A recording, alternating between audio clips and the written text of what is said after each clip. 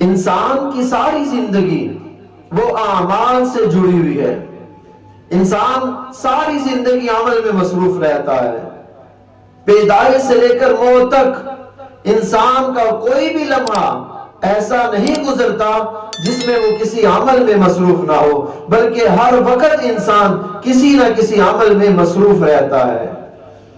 اب ساری زندگی میں جو انسان اعمال کرتا ہے ان میں وہی اعمال کارآمد ہوتے ہیں جو اللہ اور اس کے رسول صلی اللہ علیہ وسلم کے پسندیدہ ہوتے ہیں، اور وہ اعمال بیکار ہوتے ہیں جو اللہ اور اس کے رسول صلی اللہ علیہ وسلم کے ناپسندیدہ ہوتے ہیں.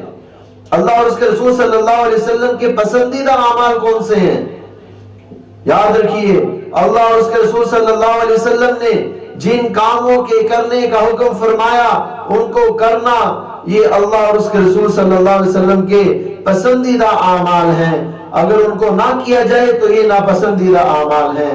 اللہ اور اس کے رسول صلی اللہ علیہ وسلم نے جن کاموں کے نہ کرنے کا حکم فرمایا ان کو نہ کرنا، یہ اللہ اور اس کے رسول صلی اللہ علیہ وسلم کے پسندیدہ اعمال میں سے ہیں، اور ان اعمال کو کرنا یہ اللہ اور اس کے رسول صلی اللہ علیہ وسلم کے ناپسندیدہ اعمال سے ہیں.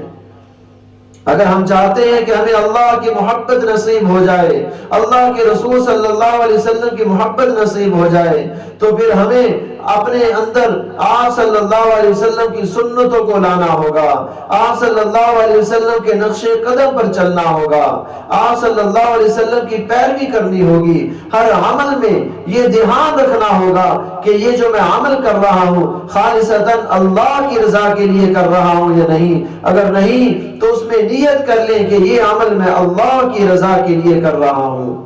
ہم نے دیکھا ہمارے اساتذہ کرام جب کوئی کتاب شروع کرواتے کتاب کے اوپر خود بھی ہاتھ رکھ لیتے، ہمیں بھی کہتے کہ میرے عزیز طلبہ کتابوں پر ہاتھ رکھ لیجئے. پھر اساتذہ محترم ایک جملہ فرماتے، اے اللہ میں یہ کتاب تیری رضا کے لیے پڑھا رہا ہوں، تجھے راضی کرنے کے لیے پڑھا رہا ہوں. اور ہمیں کہتے کہ عزیز طلبہ یہ نیت کر لیجئے کہ ہم اس کتاب کو اللہ کو راضی کرنے کے لیے پڑھ رہے ہیں.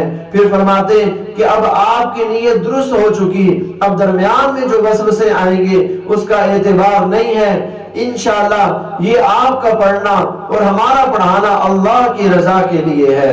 ہمارا جو بھی کام ہو وہ اللہ کی رضا کے لیے ہو. ہمارا کھانا ایسا ہو کہ ہمارے اللہ ہم سے راضی ہو جائیں، ہمارا پینا ایسا ہو ہمارے اللہ ہم سے راضی ہو جائیں، ہمارا رہنا ایسا ہو کہ ہمارے اللہ ہم سے راضی ہو جائیں، ہمارا کلام ایسا ہو کہ ہمارا اللہ ہم سے راضی ہو جائے، ہمارا سننا ایسا ہو کہ ہمارا اللہ ہم سے راضی ہو جائے، ہمارا زندگی گزارنے کا طریقہ وہ ایسا ہو کہ ہمارے اللہ ہم سے راضی ہو جائیں. ہر عمل میں انما الاعمال بالنیات، اعمال میں نیت کا بڑا عمل دخل ہے.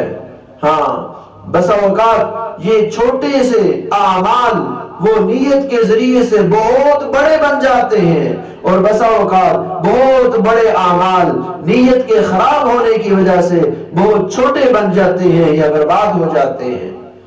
انما الاعمال بالنیات، اعمال کا دار و مدار وہ نیتوں پر ہے. برے عمل میں کوئی اچھی نیت نہیں ہو سکتی. ایک چور چوری کرتا ہوا پکڑا گیا، لوگوں نے خوب مارا.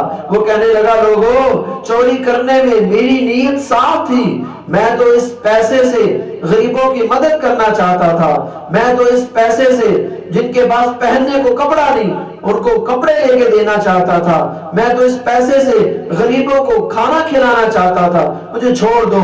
لوگوں نے خوب مارا، مار کر قاضی کے حوالے کر دیا. قاضی کو بھی اس نے وہی کہا کہ میری تو نیت صاف تھی، میں تو اس پیسے سے غریبوں کی مدد کرنا چاہتا تھا، میں تو اس پیسے سے بھوکوں کو کھانا کھلانا چاہتا تھا، میں تو اس پیسے سے غریبوں کے ساتھ تعاون کرنا چاہتا تھا. لیکن اس چور کی بات کو نہ لوگوں نے سنا نہ قاضی نے سنا، بلکہ شریعت کے مطابق سزا کا فیصلہ سنا دیا. کیوں؟ برے کام میں نیک نیت کوئی فائدہ نہیں دیتی. لہذا ہمیں بھی اپنے ہر عمل میں یہ سوچنا چاہیے میں یہ جو کام کر رہا ہوں کہیں ایسا تو نہیں کہ میرے اللہ میرے اس کام سے ناراض ہو جائیں. اگر ایسا ہے اس کام کو چھوڑ دیجئے. ہاں اگر اس کام سے اللہ راضی ہوتے ہیں تو اس کو کر لیجئے. اللہ تعالی ہم سب کو کہنے سننے سے زیادہ عمل کی توفیق عطا فرمائے، آمین۔